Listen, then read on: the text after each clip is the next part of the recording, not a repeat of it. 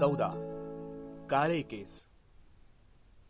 मराठीतील लोकप्रिय कादंबरीकार, कथाकार, लघुनिबंधकार असलेल्या नासी फडके यांचा जन्म 1894 साली झाला, तर त्यांचा मृत्यू 1978 साली झाला. नासी फडके हे मराठीतील नावाजलेले लेखक होते.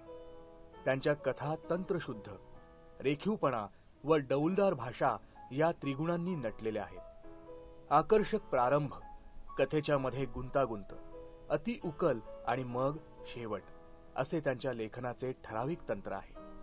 कलेकरिता कला हा पक्ष सातत्याने मांडणारे समीक्षक, लघुनिबंध किंवा गुजगोष्टी या वाङ्मय प्रकाराचे आद्य प्रवर्तक म्हणूनही ते ओळखले जातात. वेधक व्यक्तिरेखाटन, संवाद चातुर्य, रचनेच्या दृष्टीने बांधेसूदपणा, प्रसन्न लालित्यपूर्ण भाषा, वाचकांशी चटकन संवाद साधण्याचे कौशल्य ही त्यांच्या लेखनाची वैशिष्ट्ये. त्यांचे दौलत, जादूगार, प्रवासी, अखेरचे बंड इत्यादी 100हून अधिक कादंबऱ्या, गुजगोष्टी, धूम्रवलये हे लघुनिबंध संग्रह, प्रतिभा साधन, प्रतिभाविलास हे लेखन प्रसिद्ध आहे. 1940 साली रत्नागिरी येथे भरलेल्या मराठी साहित्य संमेलनाचे ते अध्यक्ष होते. 1962 साली भारत सरकारने पद्मभूषण हा किताब देऊन त्यांचा गौरव केला आहे. या लघुनिबंधात स्वतःच्या अजूनही काळ्या राहिलेल्या केसांच्या निमित्ताने लेखकाने आपल्या मनात येणारे विचार खुसखुशीत भाषेत प्रकट केले आहेत. पण ठराविक बोलण्यानंतर येण्या प्रत्येकाच्या मनात एक न सतत थरान घालत असे. या माणसाचे केस अजून काळे कसे? तुमचे केस अजून काळे कसे राहिलेत? मला भेटलेल्या त्यांचा प्रश्न ऐकून मला आश्चर्य वाटलं नाही. या प्रश्नाची मला सवय झालेली आहे. कुठे परगावी व्याख्यानासाठी मी गेलो की पूर्वी शाळेत अगर कॉलेजात माझ्या बरोबर गावी राहत असलेली जुन्या परिचयाची माणसं भेटायला येतात. जुन्या आठवणी निघतात. आता आपला तो हा कुठे असतो, अमका तो हा काय करत असतो, असल्या प्रश्नांची व उत्तरांची देवघेव होते. घड्याळाचे काटे मागे फिरवून कित्येक वर्षांपूर्वीचे दिवस उकरले जातात. मातीच्या ढिगात सुखदुःखाचे माणिक मोती आढळतात. त्याकडे न्याहाळून पाहताना सुस्कारे सोडण्यात आल्हाद वाटतो. अशा गप्पा रंगात आल्या की परस्परांच्या वयाचेही अंदाज पडताळले जातात. आणि मग मला भेटायला आलेला माणूस माझ्याकडे क्षणभर टक लावल्यासारखे करतो आणि विचारतो, तुमचे केस अजून काळे कसे राहिले आहेत? या प्रश्नातली गर्भित प्रशंसा उघड असते. स्तुती निंदेची पर्वा न करणारा मी, पण ही तारीफ ऐकून मला बरे वाटते. मी हसतो व गप्प बसतो किंवा दुसरा विषय काढतो. प्रश्न विचारणाऱ्या माणसाला उत्तर हवंच असतं असंही नाही. तुमचे केस अजून काळे आहेत ही मोठी आश्चर्याची व भाग्याची गोष्ट आहे, एवढंच त्याला म्हणायचं असतं. तुमचे हे बोलणे ऐकून मला आनंद झाला एवढा अभिप्राय माझ्या हसण्यात व्यक्त झालेला असतो. त्याचा हेतू साध्य झालेला असतो. माझं कर्तव्य मी केलेलं असतं. मी विषय बदलला तरी त्याची हरकत नसते. पण एकदा एक गृहस्थ माझ्या खनपटीलाच बसले.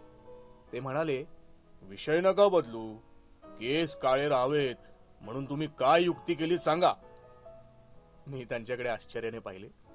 माझ्या मनात आलं, केसांच्या क्षुल्लक प्रश्नाचा तगादा लावून हा गृहस्थ मला केसभर विषयांतर करू देत नाहीये. हा काय चमत्कार. पण त्याच्या डोक्याकडे नीट निरखून पाहिल्यावर तो तसं का करत होता ते माझ्या डोक्यात आलं. वाढत्या वयाबरोबर डोक्यावर पसरू पाहणारा पांढरा रंग लपवण्यासाठी बाजारी कलप वापरणाऱ्या लोकांना पांढऱ्या केसांवर झाकण घालता येते, पण हलकं पांढरं पडण्याची लागण केसात भलत्याच प्रमाणात होते. सारच आभाळ फाटल्यासारखं होतं. कलपाची रंगपंचमी नित्यनेमाची होऊन बसते. माणूस कंटाळतो आणि मेहनत सुटली की पैलवानांची पोटं जशी केविलवाणी होतात तशी त्यांच्या केसांची दुर्दशा होते. त्या केसांचा पांढरेपणा पुरता बुजलेला असतो. कलपाचा काळेपणा त्यावर चढलेला नसतो. केसांच्या रंगाची छटा हुबेहूब वठवणं निष्णात चित्रकारालाही अशक्य वाटेल. मी आपले केस काळे राखण्यासाठी काहीतरी विशेष उपाय केला असला पाहिजे अशी समजूत माझ्या मित्रांनी का करून घेतली होती ते माझ्या लक्षात आलं. मी म्हटलं, मी कोणतीही युक्ती केलेली नाही, केस काळे राहिले झालं. ते म्हणाले, तुम्ही खरं सांगत नाही, केस आपोआप काळे राहतात काय? बोला बोला, खरं बोला, काय इलाज केलेत? मग मला त्यांची थोडी चेष्टा करण्याची लहर आली व मी म्हटलं, तुम्ही पिच्छाच पुरवता आहात तेव्हा सांगणं भाग आहे. आता कसं बोललात? ते खुशीत येऊन म्हणाले, सांगा काय केलं? मी म्हटलं, असं पहा, केस कशामुळे पांढरे होतात फार विचार केल्यानं, नाही का? हे कारण मान्य करण्यात ते स्वतः फार विचारी ठरत होते. त्यामुळे क्षणाचाही विचार अगर विलंब न करता ते म्हणाले, हो तसं तज्ञांचं मत आहे खरं. मी म्हटलं, मग या मतावरूनच केस पांढरे होऊ न देण्याचा उपाय उघड नाही का होत? तोच उपाय मी केला. ते म्हणाले, लक्षात नाही आलं. मी म्हटलं, उगीच भ्रम आहे लोकांना. असं म्हणून मी त्या गृहस्थांना तो विषय तेवढ्यावर सोडायला लावला.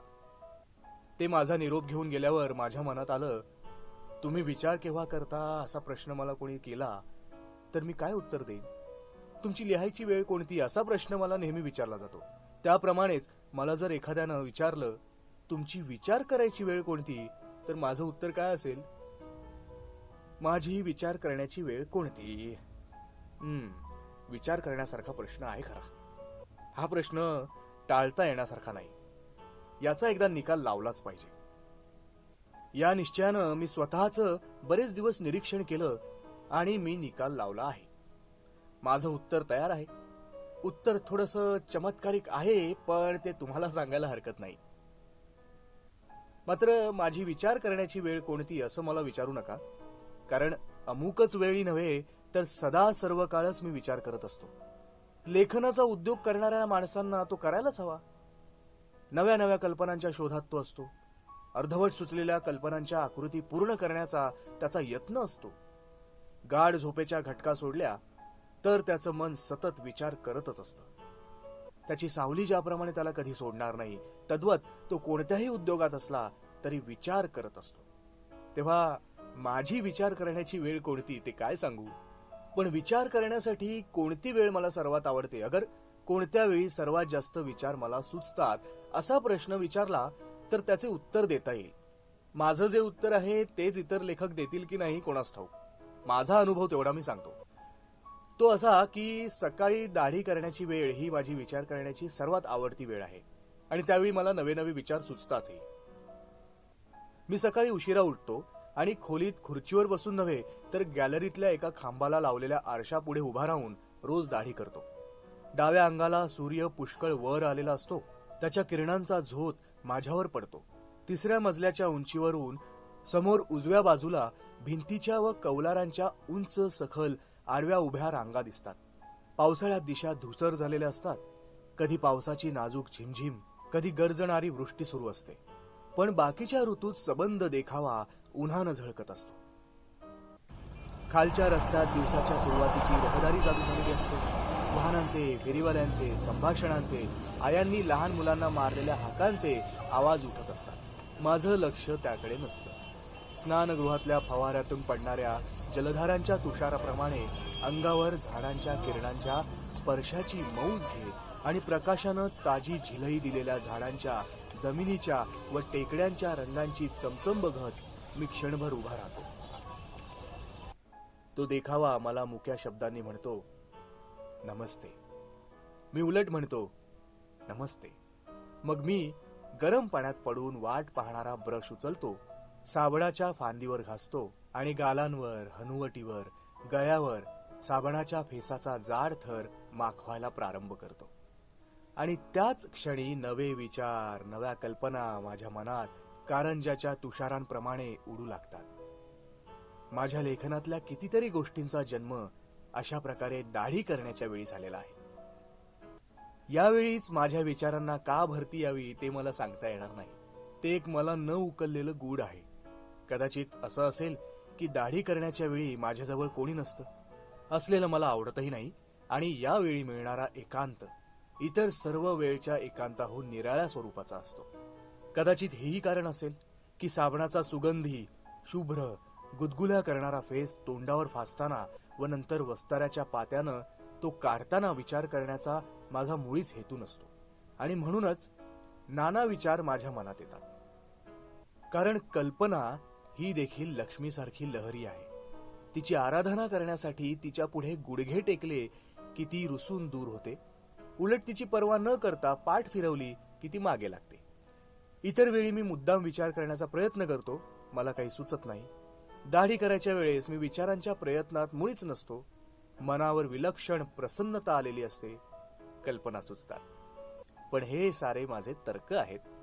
खरं म्हणजे दाढी करण्याच्या वेळेस कल्पना उचंबळून काय यावी हे माझं मलाच सांगता येत नाही. माझा एक अनुभव तुम्हाला सांगितला, तो तुम्हाला पटला नाही तर सोडून द्या. मात्र पटावा म्हणून एवढंच सांगतो की हा छोटासा लेख सुद्धा दाढी करता करताच मला सुचला व मी लेखनिकाला सांगितला. पाहिलत ना, कोणाला कुठे आणि कसे विचार सुचतील ही मोठी गंमतच आहे ना. प्रत्येक जण विचार करत असतो, पण तो कधी त्याची वेळ सांगणं मात्र महाकठीण. कारण सर्वजण सदा सर्वदा विचार करत असतात. हे पटलं असेल ना आता सर्वांना.